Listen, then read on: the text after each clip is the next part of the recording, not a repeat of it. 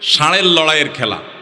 আমাদের দেশে ষাঁড়ের লড়াই হয় অনেক এলাকাতে, চট্টগ্রামে কক্সবাজারের দিকে একটু বেশি হয়, অন্যান্য এলাকাতেও হতে পারে।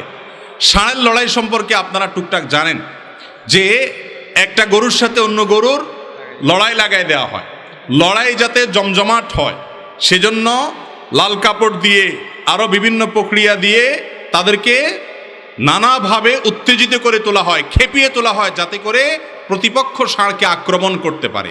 ষাঁড়ের লড়াইয়ে কি হয়, এক ষাঁড় অন্য ষাঁড়কে তার শিং দিয়ে আঘাত করে কখনো রক্তাক্ত করে, কখনো আহত করে, কখনো হয়তো মেরেও ফেলে।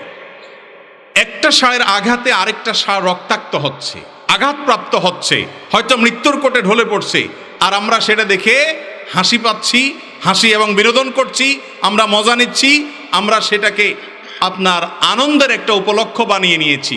এটা কোনো সভ্য, এটা কোনো ভদ্র মানুষের কাজ হতে, ইসলামী শরিয়ার দৃষ্টিকোণ থেকে এই খেলা হারাম, এই খেলা জায়েজ হওয়ার কোনো কারণ থাকতে। নবী করিম সাল্লাল্লাহু আলাইহি সাল্লাম বলেছেন, ইন্নাল্লাহা কাতাবাল ইহসান আলা কুল্লি শাই, মানুষ তো বটেই, আল্লাহ তাআলা অন্যান্য প্রাণীদের প্রতি পর্যন্ত ইহসান করা, অনুগ্রহ করাকে ফরজ করে দিয়েছে।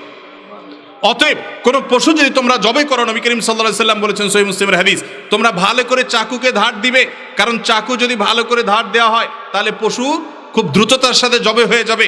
অযথা ধোঁতা ভোঁতা এবং কম ধারওয়ালা ছুরি দিয়ে চাকু দিয়ে তাকে জবে করলে বিনা কারণে তাকে অনেক সময় ধরে কষ্ট দেওয়া হবে। এই জায়গায় পর্যন্ত নবী করিম সাল্লাল্লাহু আলাইহি সাল্লাম তার প্রতি রহম করতে বলেছেন।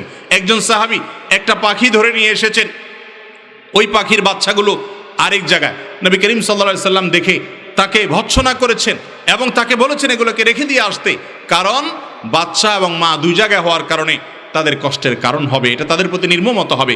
অতএব ষাঁড়ের লড়াইয়ের মতো এরকম নিষ্ঠুর, এরকম নির্মম, এরকম বর্বর কাজ, এটা কোনো আমাদের সংস্কৃতি হতে পারে? বিভিন্ন পত্রিকা বলে ষাঁড়ের লড়াই এটা আমাদের নাকি ঐতিহ্য, এটা নাকি আমাদের সংস্কৃতি। না, এটা আমাদের ঐতিহ্য না, এটা আমাদের সমাজের কুসংস্কার। এটা আমাদের সমাজের কি কুসংস্কার। এ ধরনের বর্বর এবং এ ধরনের অযৌক্তিক এবং নিষ্ঠুর কাজ এটা কখনো আমাদের বিনোদনের মাধ্যম হতে পারে না।